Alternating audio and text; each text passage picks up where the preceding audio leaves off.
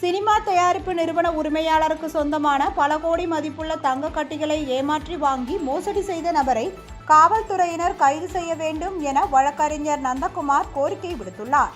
இது தொடர்பாக சென்னை பத்திரிகையாளர் மன்றத்தில் செய்தியாளர்களிடம் பேசிய அவர், சினிமா தயாரிப்பு நிறுவனத்தின் உரிமையாளரான லாவண்யாவுக்கு சொந்தமான 100 கிராம் எடையுள்ள 10 தங்க கட்டிகள், 3 கார்கள், 80 கிராம் தங்க ஆபரணம் மற்றும் 2 கிலோ வெள்ளி பொருட்கள் என அனைத்தையும் மோசடி செய்து அவரது மேலாளர் ரமேஷ் அபகரித்துள்ளதாக குற்றம் சாட்டினார்.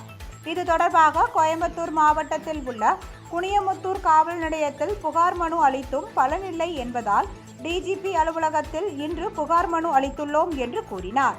எனவே தங்களுடைய பணத்தை மீட்டு தந்து ரமேஷ் மற்றும் இக்கொள்ளை சம்பவத்திற்கு துணை போகும் காவல் ஆய்வாளர் மீது சட்ட ரீதியான நடவடிக்கை எடுக்க வேண்டும் என அவர் அப்பொழுது கோரிக்கை விடுத்தார். என்னோட கிளைண்ட் திருமதி லாவண்யா அவர்களின் நிறுவனத்தில் ரமேஷ் என்பவர் மேலாளராக ஒர்க் பண்ணிட்டு இருக்கிறாரு. ரமேஷோட தகப்பனார் பெயர் பார்த்திங்கன்னா வெள்ளைத்துறை.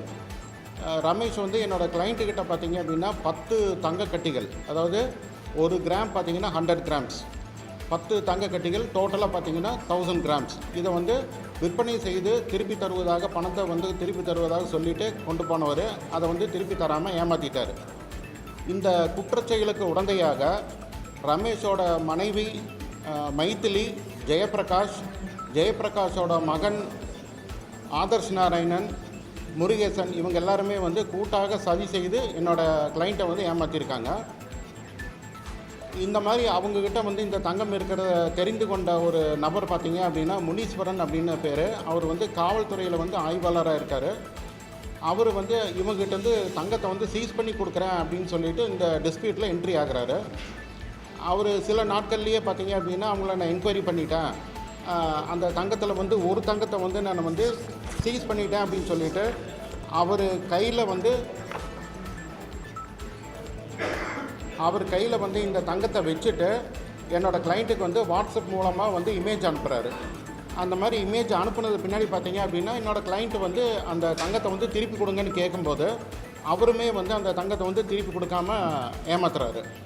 வேறு ஆப்ஷன் இல்லாதனால என்னோடய கிளைண்ட்டு கோயம்புத்தூரில் கமிஷனர் ஆஃப் போலீஸில் கம்ப்ளைண்ட் கொடுத்து அது குனியமுத்தூர் காவல் நிலையத்தில் ஃபார்வர்ட் ஆகுது.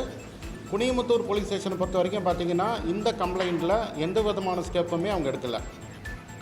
மேலும் பார்த்திங்கன்னா இந்த மேலாளர் ரமேஷ் என்னோடய கிளைண்ட்டோட நிறுவனத்தில் இருக்கக்கூடிய அசல் கிரை ஆவணங்கள், கையெழுத்திட்ட காசோலைகள், கரூர் ரிசர்வ் பேங்கில் பெறப்பட்ட காசோலைகள், ஸ்டாம்ப் பேப்பர்ஸ் எல்லாத்தையுமே எடுத்துகிட்டு 3 நிறுவனத்திற்கு சொந்தமான 3 கேப் வாகனங்களோட ஆர்சி புக் எடுத்துகிட்டு என்னோடய கிளைண்ட்டு பெயரில் உள்ள தார் ஜீப் ஒன்னோட ஆர்சி புக்கையும் எடுத்துகிட்டு எல்லாமே அவர் கஸ்டடியில் தான் இருக்குது. அது எல்லாமே எடுத்துகிட்டு ஃபோர்ஜரி கம்ப்ளீட் பண்ணி அந்த வாகனங்கள் எல்லாமே விற்பனை செஞ்சுருக்கிறாரு. மேலும் பார்த்திங்க அப்படின்னா பொள்ளாச்சியில் ரங்கசமுத்திரம் என்ற இடத்துல என்னோடய கிளைண்ட்டுக்கு ஒரு போஸ்ட் பங்களா இருக்குது. அந்த பங்களாவில் பார்த்திங்க அப்படின்னா சினிமா ஷூட்டிங்காக சுமார் ஒரு 60 லட்சத்தில் ஒரு காஸ்ட்லியான ஃபர்னிச்சர்ஸ் எல்லாம் செஞ்சுருக்காங்க. ஷூட்டிங்காக பயன்படுத்துகிற இடம் அது. அதில் பார்த்திங்கன்னா இவர்கிட்ட ஆஸ் அ மேனேஜர் பார்த்திங்கன்னா ரமேஷ்கிட்ட கீ இருக்குது. அதை எடுத்துகிட்டு போய் அந்த வீட்டில் இருக்கிற எல்லா ஃபர்னிச்சர்ஸையுமே எடுத்துகிட்டு வீட்டில் இருக்கிற மற்ற